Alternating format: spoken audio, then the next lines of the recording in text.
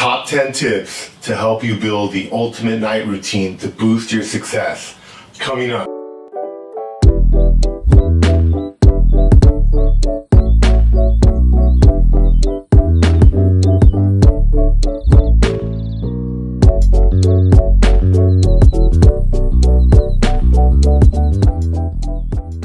Hi everyone, this is Dr. Ernesto from AttaBoyCowBoy, and on this channel we give you health and wealth tips to help you be more successful. Now, I've had the pleasure to work with some very successful people here in Hollywood. Famous people, wealthy people, people that are very dedicated, and I like to read a lot about them as well. I was reading this book recently about Kobe, one of my favorite basketball players, and it just reminded me of a lot of the things that I've learned with working with people that are successful. Is you need to have a lot of self-discipline. Now, you may be a creative person, you may like to do things that are not the typical, which is great. That helps build a creative mind, but you need to have some fundamentals. And building habits for success is really important for building your overall success. So let me share with you some of the top 10 things that I've learned to do before I go to sleep to help me boost my success, and the 10 techniques that I share with my patients, my clients, to help them. Tip number 1, exercise. At night, you want to get some exercise. It's going to help you rest. Now, I typically exercise in the mornings, but at night, it's just an easy exercise. I'm typically busy, so I try to multitask. I'll go for a walk, I'll put my headphones on, I'll talk to my mom, I'll call some of my buddies. You know, it's a time to socialize and just take a nice, easy walk around the park or the lake or wherever it is you live. If you have a partner, go for a walk with your partner, talk about things, about how your days went. It's going to help you build connections with everybody, because remember, no matter how busy you are, you want to maintain those relationships with the people that you love. So dedicate the end of the day to doing some nice, easy exercise and talking to people that you care about. Tip number 2, gradually wind down. I typically take about the last hour. You know, you go take a shower, you brush your teeth, you use the restroom, you wash your face, whatever it is that you do at night. You want to do all your hygiene, and then you want to just kind of mellow out. You want to take your supplements. If you take supplements, which I do, I take a lot of them. This is my container for the evenings, then I have one for the mornings. And it's best to take them with meals, and I usually don't eat after like 3 or 4. So you don't want to eat or drink the last 3 hours of the day, because you want the blood circulating through your body, doing repairs and doing maintenance and doing cleansing and detoxifying. If you eat before you go to sleep, all your blood's going to be in your stomach. It's not going to be doing the things it's supposed to be doing. So you're better off not eating the last few hours. If you take supplements, I recommend taking your morning regimen, taking your night regimen with your last meal of your day. It'll still carry over. And if you take supplements, research on them a little bit. Make sure that you're taking them at the right time. Some of them, like magnesium, for example, they're a lot more effective if you take them when you go to sleep. If you have problems sleeping, well, you could try some melatonin. I'll take this occasionally if I have something important the next day and I'm a little stressed and maybe I can't sleep. I'll take one of these. It really knocks you out. It's not addictive. It's not bad for your health. It'll help you rest so you can be ready for whatever it is you have to do the next day. You can also try essential oils. I use spearmint oil. Helps you relax. You spray it on your pillow. You spray it on the top of your t-shirt. You can also use eucalyptus oil. It'll help clear out your lungs, makes you breathe easier. And they also relax your mind, so they help you chill out so you can sleep better. Tip number 3, be consistent with your bedtimes. Now remember, we're animals, so we're tied to our environment. And like most other animals, we have something called circadian rhythms. And our body is actually synchronized with the sunrise and the sun setting. That's why it's important that you get sunlight every day. Otherwise, it leads to hormonal imbalances, obesity, decreasing cognition, a lot of other problems. So you want to make sure you're getting light, and you want to make sure that you're going to sleep consistently at the same time. So let's say you sleep between 7 and 9 hours, and you have to wake up at 7 in the morning to go to work. Then start from the time you have to get up and count back. Count back 9 hours, worst case scenario, you sleep a full 9 hours from 7 o'clock in the morning. So you would go to sleep at 10 o'clock. If you wake up earlier, you wake up earlier. You have some time to yourself to read or whatever you want to do. But try not to stress yourself out. Don't go to sleep late. If you set a pattern for sleep, your body's going to automatically get ready for sleep. Every night you're going to be in sleep mode. And your circadian rhythms are going to be in sync with your environment, and your hormone levels are going to be balanced. Tip number 4, prep your sleeping environment. Make sure you have a nice comfortable bed. Get some sheets that are made of cotton. Cotton are the best. They're the most breathable. They're gonna keep you cooler in the summer. They're gonna keep you warmer in the winter. And then they're gonna have less problems with allergies and stuff like that. Except for your pillowcase. For your pillowcase, I recommend you use something like this. This is silk. It's nice and smooth and your skin glides on it. The reason being is that when you sleep on a pillow at night and your face is smashed up again here, it actually causes crow's feet, which are like wrinkles around your eyes. But if you use silk, studies have shown, actually helps prevent crow's feet. So it's good for anti-aging, helping you stay younger. Also the lighting, pay attention to the lighting. If you have a TV or other electronics in your room, they have those little lights on that are on all night, that are red or yellow or blue or whatever, get electrical tape, the black one, and just block them out. You don't need that shining on you at night when you're asleep. If you have an iPad or an iPhone, put them in night mode. That causes the electronic to start producing less blue light and switching it more to red. Red is a better light to help you rest at night. You can actually switch the lights in your room to red lights so that it helps you kind of slow down, get tired, and help you sleep better. So that'll make a big difference in your sleep versus having these bright LED lights shining on you in your bedroom. Tip number 5, block out environmental stimuli. As I mentioned before, electrical tape over your electronic devices that are shining light on you. And you also want to block out as much light as you can. So use blackout curtains. Some people put aluminum foil over their curtains to make the room darker. If you're not able to do all that and you're still getting light, you can use those nightshades people put on their eyes. Those help you rest and they help block out light. If you live somewhere that's noisy, use earplugs to block out the sounds. You basically just want your mind to rest. You don't want it to have to be interpreting environmental stimuli. You want to block out as much as you can. And one important thing to keep in mind in terms of blocking out stimuli is do not leave the TV on while you sleep. I have a lot of friends and family that do that. They'll leave the TV on, they'll crash on the couch in their bed or whatever. A recent study I read demonstrated how when people fell asleep in front of the TV and listened to commercials all night, for example, Taco Bell or McDonald's or whatever, they would actually wake up in the morning with cravings for those specific foods. In fact, when I was in school for extra credit, we had the opportunity to volunteer ourselves for psychological studies at the Neuropsychiatric Institute at USC. So I did. And that was one of the cool things I learned is we were doing these sleep studies. And so you don't want to fall asleep in front of the TV because you don't know what's going to be on all night. There could be some negative publicity on, there could be bad news all night. You don't want that going into your subconscious mind. When you go to sleep, your conscious mind rests, but your subconscious brain is still awake. It's still taking in information, storing it in your brain. So you don't want to go to sleep with horror stories or violent movies or anything like that. You just don't know. So it's better to turn the TV off and go to sleep at night so you're not programming yourself with stuff you don't want in your brain. Tip number 6, pray. Now this is probably the cornerstone of my night routine. I may take a couple minutes. I might take 15, 20 minutes.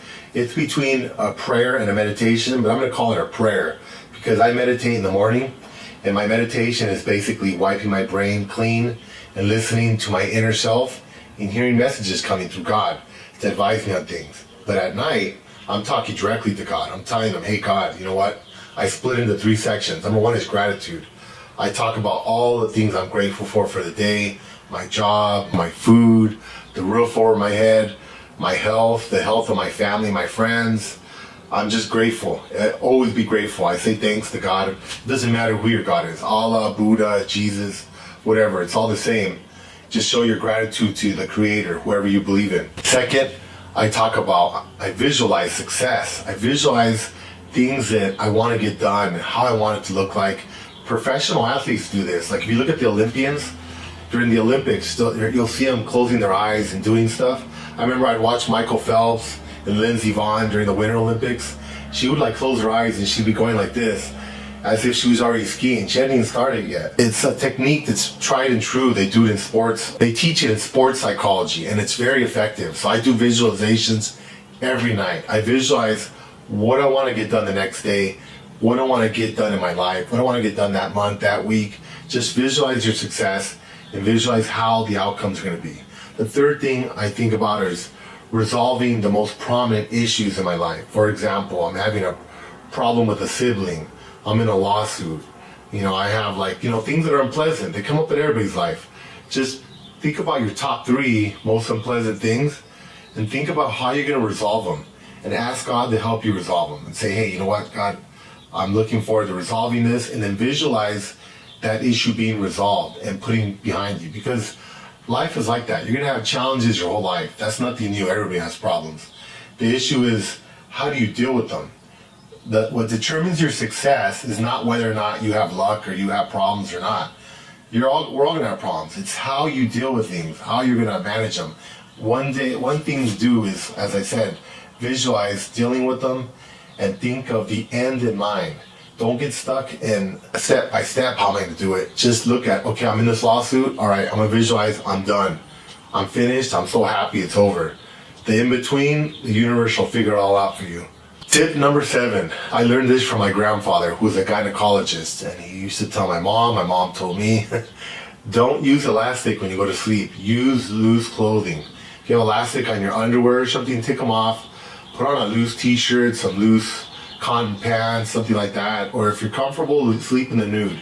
It's much better for your body to not have anything restricting it. You want blood flow to go through your body. Remember, when you're laying parallel on a bed, you're at a disadvantage in terms of circulation. When you're sitting up like this or you're moving, your muscles are pumping. And every time that you move, they're like natural pumps. They pump blood through your body. That's how you get it from your toes up to the tips of your fingers, right? But when you're not moving, you're not using those muscle pumps. You're just laying down. So that's harder for your blood to move around. So don't make it any harder by wearing elastic. Make it easy so your body can move the blood around, oxygenate your tissue, take the white blood cells, heal things, kill cancer cells, remove toxins, do all the things your body has to do every night. And make it easy for them. Don't wear elastic. Tip number 8. Don't use a heater or air conditioning when you sleep. Now, it depends on where you live. I've been to the Middle East and it was really hot. In some of the countries I've been to, it was like 125, 130 degrees. And I pretty much had to use an AC. Those are extreme examples. Of course, use an AC. Or if you're in Minnesota and it's in the wintertime, use a heater. But if you're not in extreme heat or extreme cold, or it's somewhere where you live and you're used to it. Some people are used to living in 130 degree weather. I remember when I was in Egypt, they have the Bedouins. They're native people. They live out in the desert walking around all day. I don't know how they do it, but they find food and they find water out in the desert. So their bodies are accustomed to it. So let your body acclimate to wherever you live. Just open your windows. The reason being is that when you use heaters and air conditioning, they actually dry out your skin and your airways. So it's going to make you age faster and you're going to get more respiratory infections. I'm going to share an interesting fact with you in the hospital. I worked at a respiratory hospital for like 8 years. And I noticed every winter here in LA, the hospitals would get full of like bronchitis and like pneumonia and all these like respiratory problems. I'm like, wow, why does it always happen in the wintertime? And what I noticed is, of course, when it's wintertime, it's cooler, so there's less moisture in the air. And if you put the heater on, it actually dries out the air completely. So the air you're breathing in all night is dry. It's going to dry your airways. You have mucosa, mucus, lining your nose and all your neck, your throat, into your lungs. That protects you. It's a natural protective barrier. Now, when you're breathing in dry air all night from a heater, it actually dries all that out. And it starts to crack and exposes blood. Kind of like, when you get dry skin, it cracks, you have blood. Well, that allows the viruses, the bacteria, stuff like that to penetrate, get into your body and get you sick. That's why people get more respiratory infections in the wintertime, because they use heaters. So I try never to use heaters or air conditioning. If I travel somewhere, like I'm in South America and it's hot as heck, I just chill out, open the windows, and sure, it'll take me a few days to get used to it, but I'm not going to dry my skin all out, get all old and get sick. It's a lot better for you. So I totally recommend try not to use heating and air conditioning if you can when you're sleeping. One thing that you can use is you can use a humidifier if you're using a heater, or you can install an aquarium in your room. That naturally allows moisture to evaporate into the air. It's going to help make the air more humid so your airways don't get as dry. Also, if you live in a city or somewhere where the air quality is not real good, I recommend getting an air filter. Get the quietest one possible so you don't have that ambient noise. Otherwise, use earplugs. But your air filter is really good to take care of your lungs while you're sleeping at night. Tip number 9, read. Now, you want to train your brain, and training your brain is like training your muscles. You need to work out constantly if you want to build your muscles. Your brain is the same way. I would say you have to build your brain 10 times as much, or work it out 10 times as much. So reading every night. I recommend reading things that are mellow. There's a lot of research that shows that reading at night helps calm your brain, helps promote creativity. In fact, they say that you should keep a notepad next to your bed with a pen. So when you wake up first thing in the morning and your dreams are fresh, you can start jotting down notes. You'd be amazed how many times I thought about problems during my prayer that I need to resolve. I slept on it. I woke up in the morning and somehow I was able to figure it out. And I just took notes. I wrote it all down. So reading at night is good. I try not to do heavy reading at night. When I say heavy reading, I don't read anything real technical. I don't read medical books. I don't read economics books at night. I'll read those during the day or in the morning or whatever. But at night, I try to read things that are a little more mellow, maybe like autobiographies. I really like that because that way I'm still learning, but it's really interesting. I learned some interesting facts about people. One person I was reading about recently was Kobe, and it was just really cool hearing about how he moved to Italy and he learned Italian. Then he got married to Vanessa Bryant, he spoke Spanish. I mean, really interesting guy. Sometimes, you see these public figures and they're famous, but you don't know the background story to what got them there. And it really helps you honing your own skills, your own habits, and really to pay homage to some of the sacrifices they made, and to tell you, hey, you know what? If I want to be successful like this guy, I gotta pony up. I gotta be a little more disciplined. So it really helps me, and the sleeping will help relax you. And it also helps promote your creativity. Studies show across the board that reading before you go to sleep helps jumpstart your subconscious. So when you're sleeping, your mind's churning, you're thinking all kinds of cool ideas. Whatever work you do, you're gonna be a lot better than if you do that. Tip number 10, and this is probably the easiest. Coordinate. Coordinate with whomever you live with. If you live with a partner, coordinate with them so you guys aren't like waking each other up. You're going to sleep around the same time. Maybe you have some of the same sleep habits. It's going to help you guys kind of mesh better together, and you're both going to sleep better. And I want to tell you a story about my friend Barry. He's a gastroenterologist, and he used to be a professor at UCLA medical school, and he told me this really cool story. He was dating another friend of mine named Yvonne, and what they used to do is they used to talk before they went to sleep. They'd go to sleep, they'd meditate, then they go to sleep, and they used to travel together in the astral plane. That's another video, but basically, when you're having dreams at night or nightmares, you're actually leaving your body and going into different dimensions. Stephen Hawking, the famous physicist, the most recent, smartest man in the world, talked about the 7 dimensions that exist. You can read about it in his books. It's really interesting. But basically, the theory is that when you go to sleep, your mind, you're actually going into these different dimensions. So my friend Barry and his girlfriend used to go into the astral plane, and they used to travel to other parts of the world, other universes, whatever. And then they wake up in the morning, they talk about it. Really interesting stuff. So you can read about the astral plane, but those are the top 10 recommendations that I have to help you build success. And the reason why these are so different from the morning routine is that the morning routine is, okay, let's go. It's time to run. Let's hit this day. Let's tackle it. Let's do our best. Let's be the most efficient possible. The night routine is more about, let's simmer down. Let's calm your brain. Let's heal your body. Let's get some good rest. And let's boost our creativity so that the next day, whenever I tackle whatever it is I have to do, I'm going to be better at it because I took the time to sharpen the blade and be a lot sharper at being creative. So I hope that helps. And from Los Angeles, California, I'm Dr. Ernesto from AttaBoyCowBoy. Bye-bye.